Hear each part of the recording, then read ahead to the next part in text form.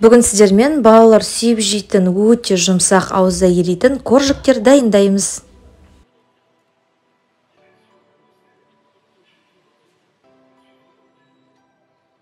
Алдымен сүт пен шекерімізді газге шай отқа қойып араластырып тұрамыз. Біздің шекеріміз толықтай еруі қажет. Кейін бөлме температурасында сармайдың үстіне жұмыртқамызды салып, венчиктің көмегімен жақсылап араластырып, үстіне сүтімізді құямыз.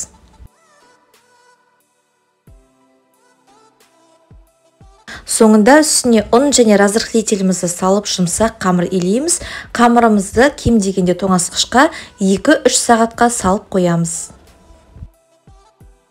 Дайын болған қамырымызды тоңазытқыштан шығарып, оқтаудың көмегімен жайып, қалаған формамызбен кесіп аламыз.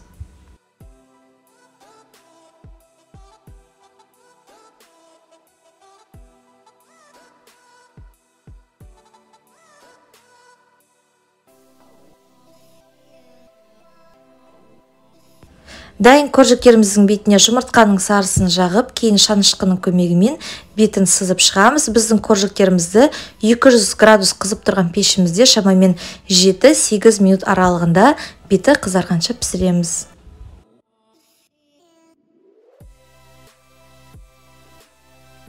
Біздің коржиктеріміз дайын болды. Міндетті түрде дайындап көріңіздер, астарыңыз дәмді болсын.